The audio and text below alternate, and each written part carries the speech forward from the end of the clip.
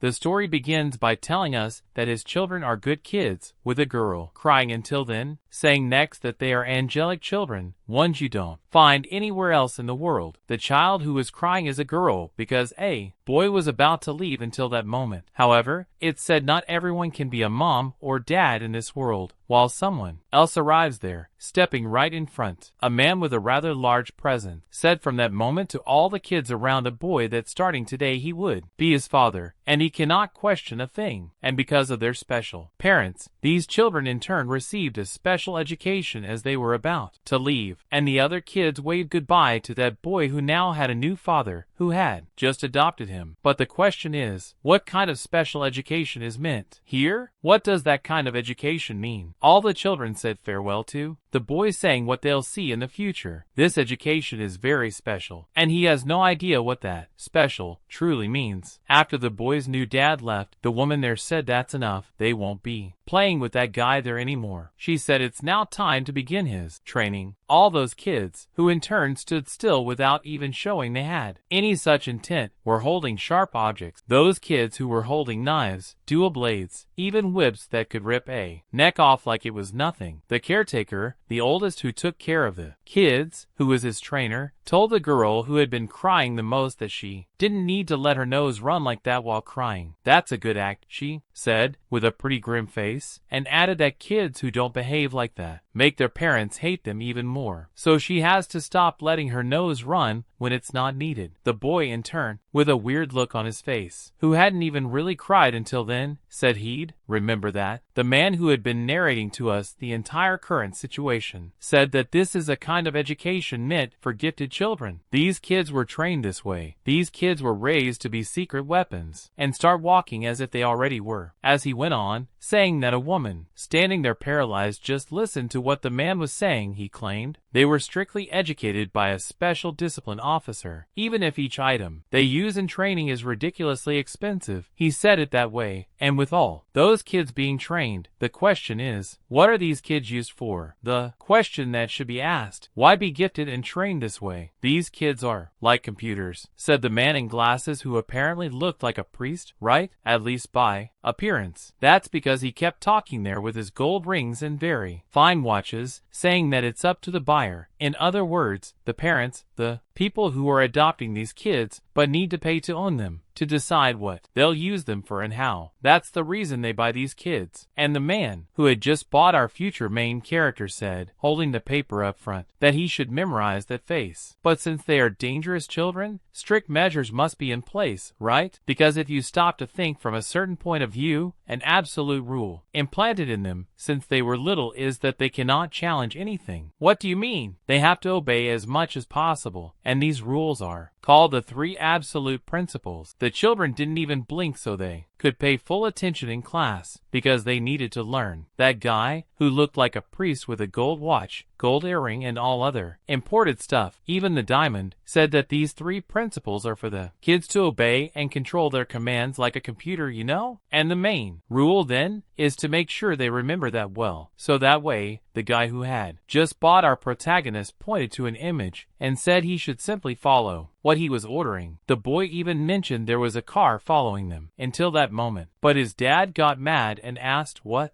do you mean? What are you talking about, kid? Because he said the boy should stop talking nonsense and obey what his dad was saying. His dad, or future dad, got so angry that he grabbed the boy's head and said he should just shut his mouth and memorize what he was being told now. The boy, as he was trained to simply obey the order, said yes. He received the order and will obey his father. But the real problem was that there really was a car behind them, and the worst was about to happen. The first principle is that the parents' words are completely absolute, and that was the first principle being told to us at that moment. And the car, the one behind them, suddenly came at insane speed and crashed into the protagonist's father's car. At high speed, it was clear their car would be launched back and forth flying everywhere, breaking glass, something no one would have imagined could happen so suddenly. Our protagonist quickly gets up inside the car after the crash, badly hurt, and he saw his dad's face the way it was, blood pouring from his nose. He didn't seem worried, but his expression looked like he was actually concerned. The second principle being told to us now is not to use your abilities without permission from your parents, meaning the protagonist couldn't even dream of using his abilities unless his dad told him to. And from the car that crashed into theirs, two armed men stepped out, fully loaded. They walked straight to the car they hit and already started pointing their weapons there, not even worried if another car was coming or anything like that. Our protagonist, being a kind child, started crying, telling the men around him, even though they were armed, "Please help my dad's not breathing." Saying that to them, the two guys looked very confused by what was going on, especially because they didn't expect there to be a child in that car. Even said that someone must have missed the info, because they should have checked if there was a kid or not. But now it doesn't matter, because they kept going with the mission, coming closer to the car, saying they should deal with that kid, because he's just a kid, right? One of them said they should throw the kid in a stream, or somewhere no one will ever find him. One of them approached the protagonist, and here, the third principle is not even told to us directly. This third and final principle means to counterattack, and at that very moment our protagonist stabbed something into the neck of the man, who was about to apologize, right, for not wanting to do that to the boy, but he no longer had any chance of survival. And this last principle meant that if a threat to the safety of his parents arose, their safety was the priority. Our protagonist, in a split second, quickly grabbed and struck the arm of the guy pointing a gun at him, taking the weapon in that same instant. The other guy behind him didn't understand what was happening, thinking, "Why are you just standing there? Move!" But little did he know, our protagonist was pointing the gun at his face under the body of his colleague. Not to mention that this principle is also the most important, overriding all others to deal with the current situation. In other words, the permission to use his skill is granted here. Bam! A shot was fired directly into the head of the other enemy in front of him. And all this explanation just given to us here, this priest, or at least pretending to be one, continued to say it's like a type of computer. The children just obey the information they input, like a Maya, a chat GPT, for example, and showing his gold teeth and more diamonds and other flashy gemstones. This priest, in turn, told one of his clients what he thought about those children and asked if he would like to buy them. But the person there as a buyer didn't find the children very appealing. The priest observed again, "Isn't there any that truly satisfies? Is there really none?" But quickly changing the subject, he went to his drawer, opened it, and asked if the client would like to hear about his defective product. "What do you mean?" "A child that escaped and they couldn't recover." And showing the client, presenting our protagonist on that piece of paper, stating he has the best skills among all the school's elites. Among all who were trained, he's the best. He personally cared a lot about that child and didn't want to sell him, but he lost our protagonist when he was a child. He must say he doesn't know if he's alive or not. It's unknown. Basically, what happened to our protagonist was what just happened to his new father, an accident, so to speak. But anyway, he was frustrated, pounding the table on the paper where our protagonist's image was, saying they're trying to track him, but haven't succeeded. They can't use their abilities without their parents' permission, so that's why they can't track our protagonist. And showing a future of our protagonist after all that time of coincidences, he thought he's probably living hidden now as an ordinary child. Did our protagonist live as an ordinary child? Or maybe he's already dead, saying this as he saw a punch coming at high speed towards him. Our protagonist just took such a strong punch to the stomach that it almost broke his glasses just from the impact of the punch hitting his stomach. The boys who were mocking our protagonist laughed at him. Others around commented to a supreme bully, probably the leader, saying that punch our protagonist would have to say crap, in that kind of angry tone. But then the guy gets close to our protagonist, asking what were you going to say again, tell me quickly. But our prota quickly puts on his charismatic face, right? Pretending it's just a score by saying they told him to do it? Obviously. Commenting that he meant perfect. No, that's not what you're thinking. It was an 1,800 point score. Your punch is really a powerful punch. After saying this, the bully ended up with his other friends, touching arm to arm there, saying it was really cool. That's because 1,800 points in a punch is a lot,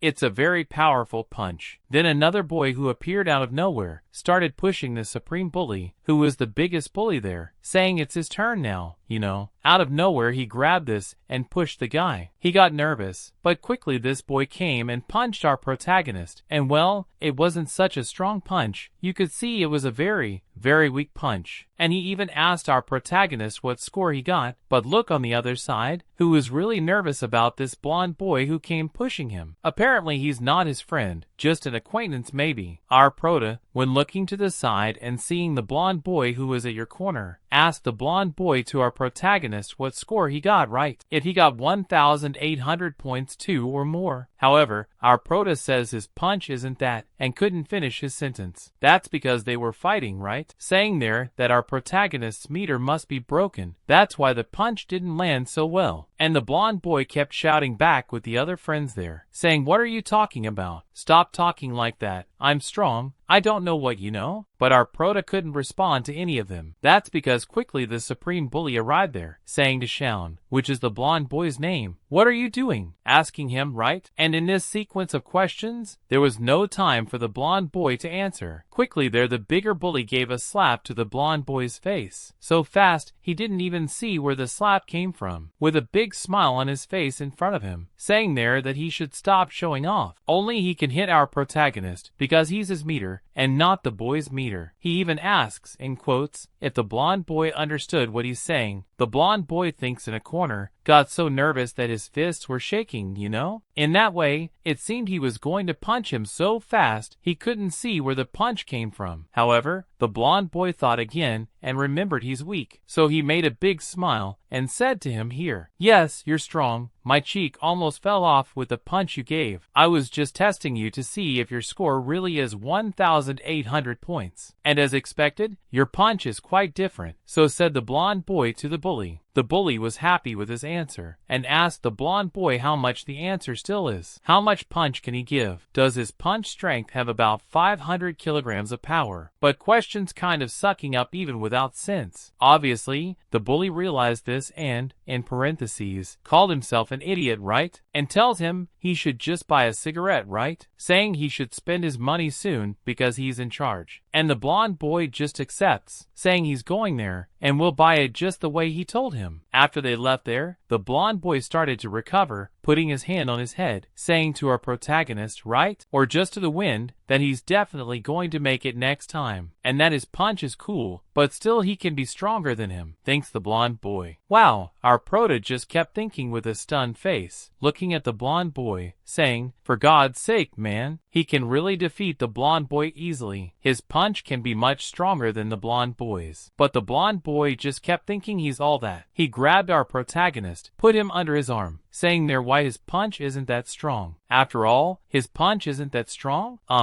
Is it really broken? Asking several senseless questions that made our protagonist even nervous with him. He wanted to hit the blonde boy, but the blonde boy made an angry face. So, really trying to intimidate our protagonist, saying he's not going to do it here, but he's going to kill our protagonist. You know, like, really saying it this way to our protagonist. Our protagonist, after this guess, was pretty stunned by what was happening because, after all that, none of the things the blondie said were going to happen actually happened. This is because the blondie was eating and not doing what he said he would do, saying that he's going to have to buy all the tabakoyaki there, especially since he's running out of money because of the favors the bully, named Yusuf, was making him do. The blondie kept saying he shouldn't think that our blondie's money was a waste. He kept thinking out loud that the bully told him to buy things because it's for his future, but he kept talking to himself, with our protagonist saying nothing. He was really talking to himself like he was crazy. And in the middle of all this, while he kept talking, our protagonist responded, and the blondie told him that the name of that store is the same as our protagonist's name. And that's fascinating, right? Telling our protagonist, he replied, saying, Yeah, you know, that's kind of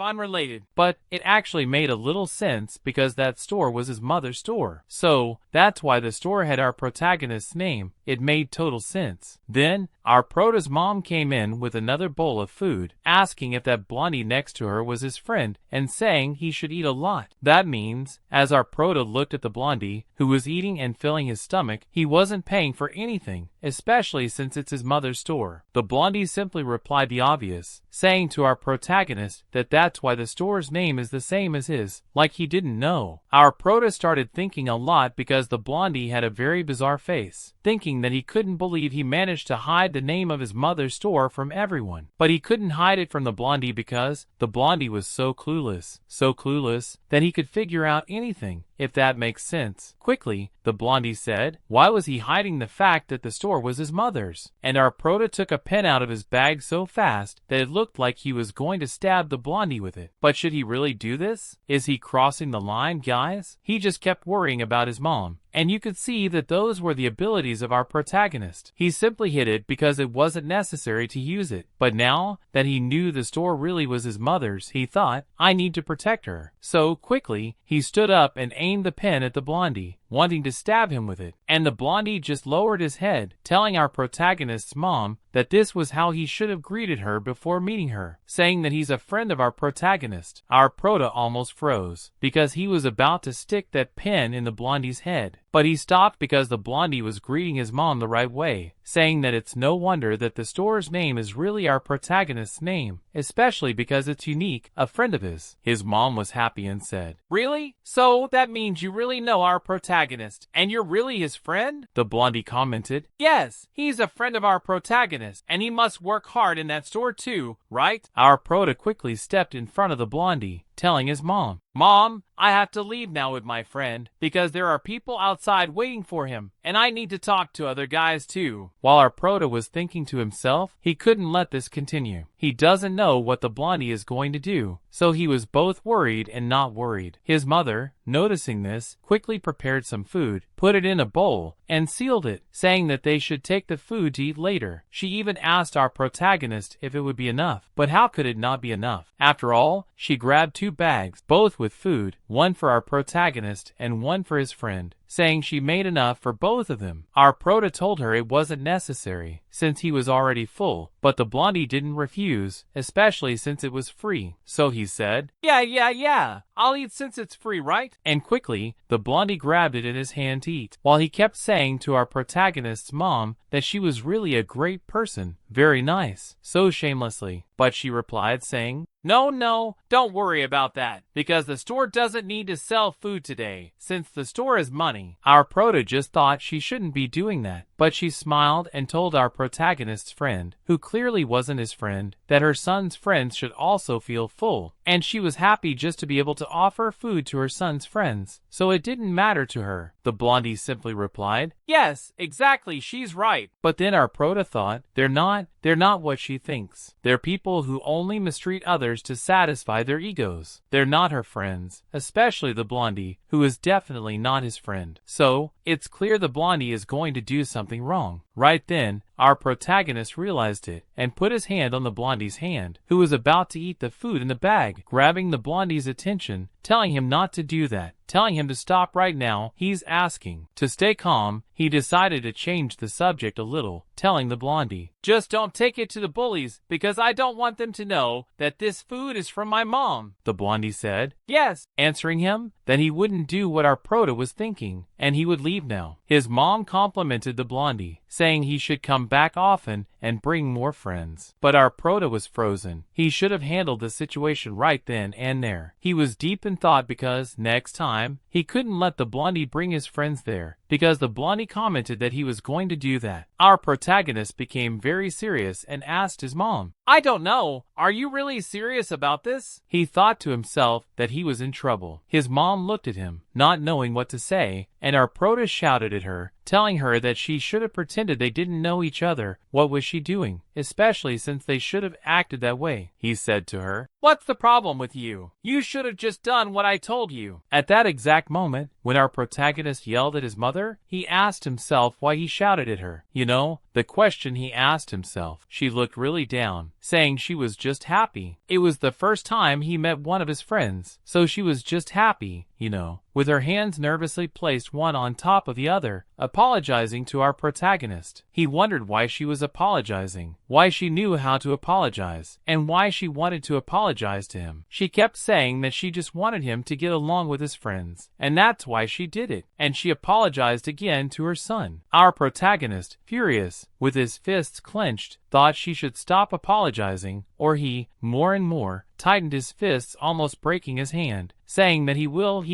Then, suddenly, a frying pan fell to the ground, and someone commented about crap out of nowhere. After a few minutes, guess what happened? Up ahead, our protagonist was in front of the bowl of food, made by his mom, with a cloth placed over it, and he was quite incredulous with what was going on. The bully, along with the other bullies, kept saying that, "Hey, your mom really sells bokuak. Why can't I buy some from there? I didn't know that, and she didn't say anything to us." The kid mocked the dish towel that was there, saying it was horrible, while rubbing it in our protagonist's face, commenting that he couldn't eat that because it was disgusting. He asked if he should really demand a refund for the food because it was horrible, and on top of that, saying, "Please, show me where your mom's store is." Of course, with all the arrogance in the world, the kid said this to our protagonist, saying that after all, he was, in quotation marks, friends with him and that he needed to meet his mom. Obviously, none of that was true. Of course, our protagonist, with a dish towel on his shoulder, deeply thought, begging the blondie not to tell the other bullies. But apparently, it was too late, as it was already told. Our protagonist even asked, "Friends? Are you my friends?" This made the bully so angry that he asked if he was, by any chance, mad, and if he was serious. He also commented that friends should get along, and that it was just a joke, you know, not to take it so seriously. Friends should get along. As frustrated as he was with this, after the response from our protagonist, he grabbed the entire bowl of food and threw it on our protagonist's head, spilling it, saying that now this should be told to his mother, and that he should go cry in his mom's lap, saying, "Wow, he threw the stuff in my face." Honestly, our protagonist was so